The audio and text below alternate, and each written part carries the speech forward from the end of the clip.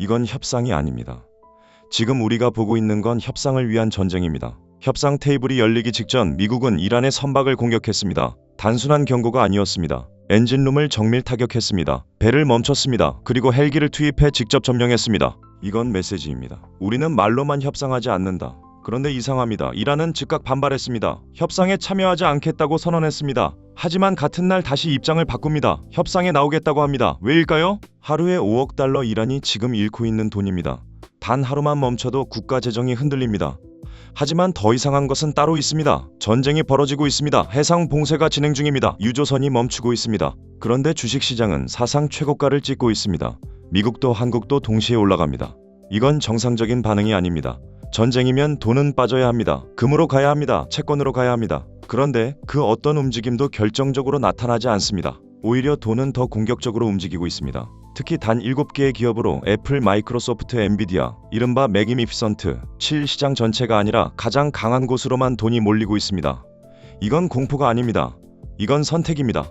그리고 선택은 항상 정보를 기반으로 합니다. 그렇다면 질문은 하나입니다. 시장은 무엇을 알고 있는 걸까요? 왜 전쟁이 확대되지 않을 것이라고 확신하는 걸까요? 그리고 더 중요한 질문, 왜 미국은 협상 직전에 굳이 공격을 선택했을까요? 이건 충동이 아닙니다. 이건 전략입니다. 지금 이 상황을 움직이는 것은 미사일도 함대도 아닙니다. 세 개의 보이지 않는 시계입니다. 하나는 미국의 선거 시계, 하나는 이란의 경제 시계, 그리고 마지막 하나는 시장 자금의 시계입니다. 이 세 개가 동시에 움직이면서 지금의 긴장을 만들어내고 있습니다.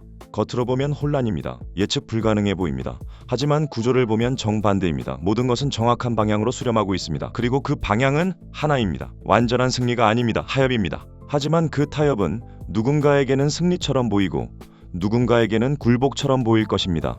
이 영상에서는 그 연출된 긴장의 구조를 완전히 해부합니다. 왜 미국은 공격했는지, 왜 이란은 버티는지, 왜 시장은 흔들리지 않는지, 그리고 이 모든 것이 한국에게 어떤 의미인지까지 지금부터 시작합니다. 핵심 질문은 단순합니다. 왜 협상을 앞두고 전쟁이 더 격화되는가? 상식적으로 보면 협상 직전에는 긴장을 낮추는 것이 정상입니다. 충돌을 줄이고 신뢰를 만들고 테이블을 준비합니다. 그런데 지금은 반대입니다. 미국은 공격했습니다. 이란은 봉쇄했습니다. 서로를 자극하고 있습니다. 그렇다면 이건 실수일까요? 아니면 의도된 움직임일까요? 두 번째 질문이 더 중요합니다. 왜 시장은 이 상황을 위기로 보지 않는가? 전쟁이면 돈은 빠져야 합니다. 하지만 지금 시장은 빠지지 않습니다. 오히려 더 집중되고 있습니다. 이건 공포가 아니라 확신입니다. 그렇다면 시장과 정부 중 누가 더 많은 정보를 가지고 있을까요?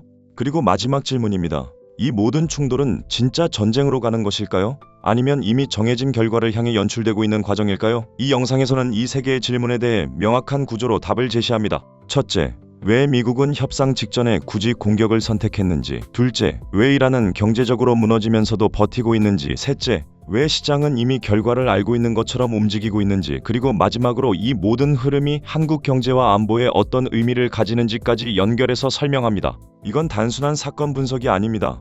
권력, 돈, 그리고 시간, 이 세 가지가 어떻게 결합해서 전쟁처럼 보이는 협상을 만들어내는지 그 구조를 보여드립니다. 이 상황을 이해하려면 시간 순서를 봐야 합니다. 모든 것은 4월 13일부터 시작됩니다. 이란은 호르무즈 해협을 봉쇄합니다. 이건 단순한 군사행동이 아닙니다. 전 세계 석유의 약 20%가 이 해협을 통과합니다. 즉, 이곳을 막는다는 것은 글로벌 에너지 시스템을 인질로 잡겠다는 의미입니다. 하지만 미국은 정면 충돌을 선택하지 않습니다. 호르무즈에서 싸우지 않습니다. 대신 방향을 바꿉니다. 이란의 수출을 겨냥합니다. 특히 중국으로 향하는 원유 흐름을 차단하기 시작합니다. 결과는 명확합니다. 이란의 하루 수출 약 200만 배럴이 직접적인 영향을 받습니다. 연간 약 450억 달러, 이란 GDP의 약 13%. 이건 타격이 아니라 경제 질식입니다. 그리고 4월 20일 상황은 한 단계 올라갑니다. 미 해군이 이란 컨테이너선을 발견합니다. 수시간 경고 후 결정적인 선택을 합니다. 엔진룸 타격배를 멈춥니다. 이건 매우 중요한 포인트입니다. 침몰시키지 않았습니다. 멈췄습니다. 그리고 나서 헬기를 투입해 직접 장악합니다. 이건 단순 공격이 아닙니다. 통제입니다. 이 메시지는 명확합니다. 우리는 원하면 당신의 경제를 언제든지 멈출 수 있다. 같은 날 이란은 즉각 반응합니다. 협상 거부 이유는 간단합니다. 국제법 위반. 하지만 몇 시간 뒤 입장이 바뀝니다. 협상 참여 선언 왜일까요? 답은 숫자입니다. 하루 5억 달러 손실.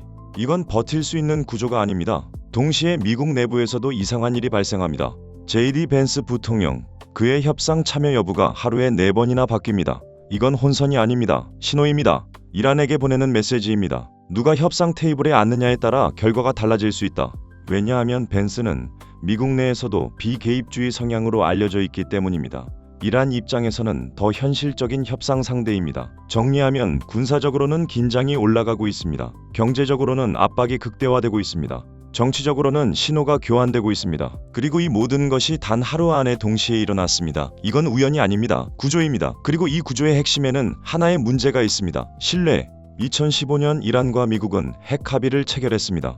하지만 2018년 미국은 일방적으로 탈퇴합니다. 이 순간부터 이란의 시각은 바뀝니다. 미국의 약속은 언제든지 바뀔 수 있다. 그래서 지금 이란이 요구하는 것은 단순합니다. 법적 구속력, 국제보증, 그리고 미래 대통령이 깨지 못하는 구조. 하지만 미국은 반대입니다. 전략적 유연성을 포기할 수 없습니다. 이 지점에서 양측의 요구는 정면으로 충돌합니다. 즉, 이 협상은 처음부터 완전한 합의가 불가능한 구조입니다. 그렇다면 남는 것은 하나입니다. 시간을 벌기 위한 임시 합의입니다. 그리고 바로 이 지점에서 우리는 다음 질문으로 넘어가야 합니다. 왜 이 구조 속에서 양측은 계속 충돌하면서도 협상을 멈추지 않는가? 이 상황의 첫 번째 축은 군사가 아닙니다. 경제입니다. 이란은 지금 전쟁을 하는 것이 아니라 시간과 싸우고 있습니다. 숫자를 보면 명확합니다. 하루 약 5억 달러 손실. 이건 단순한 수치가 아닙니다. 국가의 생존 시간입니다. 이란 경제 구조를 보면 석유 수출은 단순한 산업이 아닙니다. 국가 재정의 핵심입니다. 환율을 지탱하고 정부 지출을 유지하고 사회 안정을 유지하는 기반입니다. 그런데 이 축이 지금 흔들리고 있습니다. 미국은 이 점을 정확히 알고 있습니다. 그래서 호르무즈를 직접 치지 않았습니다. 대신 더 정교한 선택을 합니다. 보이지 않는 차단, 즉 이란의 돈줄만 조입니다. 중국으로 향하는 수출을 막습니다. 보험, 운송, 금융, 모든 레이어에서 압박을 가합니다. 이건 군사 충돌보다 훨씬 위험한 방식입니다. 왜냐하면 전쟁은 버틸 수 있어도 경제 붕괴는 버틸 수 없기 때문입니다. 이란 내부에서는 이미 균열이 생기고 있습니다. 강경파는 말합니다. 끝까지 버텨야 한다. 하지만 현실은 다릅니다. 재정은 줄어들고 통화 가치는 흔들리고 물가는 올라갑니다. 이건 시간이 지날수록 정치 리스크로 변합니다. 그래서 이란은 협상을 거부할 수 없습니다. 겉으로는 강하게 나가지만 실제로는 시간이 없습니다. 이게 첫 번째 시계입니다. 경제 시계. 그리고 이 시계는 이란에게 불리하게 빠르게 움직이고 있습니다. 두 번째 시계는 미국에 있습니다. 선거. 지금 미국은 중간 선거까지 약 7개월 남았습니다. 이건 매우 중요한 타이밍입니다. 왜냐하면 유가가 선거를 결정하기 때문입니다. 미국 유권자는 복잡한 외교 전략보다 기름값을 더 민감하게 느낍니다. 지금 휘발유 가격은 이미 약 35% 상승했습니다. 이건 단순한 숫자가 아닙니다. 정권 리스크입니다. 역사를 보면 명확합니다. 유가 상승, 인플레이션, 상승, 지지율 하락, 선거, 패배. 이 패턴은 반복됩니다. 그래서 미국에게 가장 중요한 목표는 단순합니다. 전쟁에서 승리하는 것이 아닙니다. 유가를 안정시키는 것입니다. 이 지점에서 전략이 드러납니다. 왜 협상 직전에 공격했는가? 답은 간단합니다. 협상력을 만들기 위해서. 군사 압박을 극대화한 뒤 협상 테이블로 들어가면 양보를 끌어내기 쉽습니다. 이건 고전적인 협상 전략입니다. 하지만 여기서 중요한 인물이 있습니다. JD 벤스. 그는 단순한 부통령이 아닙니다. 신호입니다. 그가 협상에 참여하느냐 아니냐에 따라 이란의 기대가 바뀝니다. 그는 비개입주의 성향입니다. 즉 전쟁보다는 거래를 선호합니다. 이란 입장에서는 더 현실적인 파트너입니다. 그래서 하루에 4번이나 입장이 바뀐 것은 혼란이 아니라 계산된 메시지입니다. 우리는 선택지가 있다. 강경파도 있고 협상파도 있다. 그러니 테이블에 나오라는 신호입니다. 정리하면 미국도 시간에 쫓기고 있습니다. 하지만 방향은 다릅니다. 이란은 버티는 시간, 미국은 결과를 만들어야 하는 시간. 이게 두 번째 시계입니다. 정치 시계. 세 번째 시계는 가장 조용하지만 가장 중요합니다. 시장입니다. 지금 시장은 이 상황을 전쟁으로 보지 않습니다. 왜냐하면 행동이 다르기 때문입니다. 진짜 전쟁이면 돈은 빠집니다. 금으로 이동합니다. 채권으로 이동합니다. 하지만 지금은 아닙니다. 돈은 빠지지 않습니다. 대신 이동합니다. 작은 기업에서 큰 기업으로, 위험 자산에서 덜 위험한 성장 자산으로. 바로 맥니피선트 7. 이건 중요한 신호입니다. 시장 참여자들은 완전한 붕괴를 예상하지 않습니다. 대신 이렇게 보고 있습니다. 긴장은 유지되지만 통제될 것이다. 왜냐하면 이 기업들은 전쟁에도 강합니다.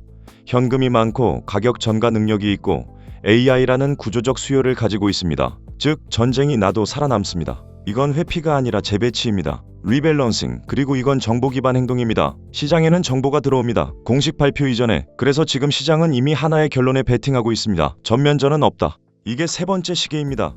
자금의 시계. 이제 결론에 가까워집니다. 이건 전쟁이 아닙니다. 이건 협상을 강제하기 위한 긴장 설계입니다. 미국은 압박을 올립니다. 이란은 버티는 척합니다. 하지만 둘 다 같은 방향을 보고 있습니다. 협상. 왜냐하면 세계의 시계가 같은 결론으로 수렴하고 있기 때문입니다.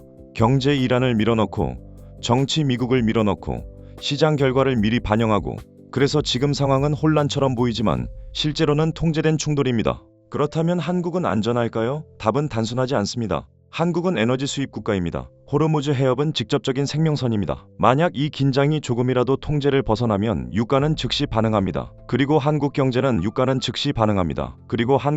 직접적인 타격을 받습니다. 특히 정유화학, 운송, 제조업 모두 영향을 받습니다. 하지만 더 중요한 것은 금융입니다. 지금처럼 시장이 빅테크로 쏠리는 구조에서는 한국 시장은 상대적으로 소외될 수 있습니다. 자금이 빠져나갈 가능성, 환율 변동성 확대, 이건 실제 리스크입니다.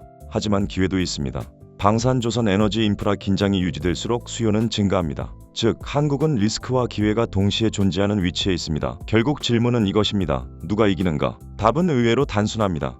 완전히 이기는 쪽은 없습니다. 하지만 덜 잃는 쪽은 있습니다. 그리고 시장은 이미 그 방향을 선택했습니다. 이건 끝난 게임이 아닙니다. 하지만 결론은 이미 형태를 드러내고 있습니다. 이건 전쟁이 아니라 시간과 압박, 그리고 계산의 게임입니다.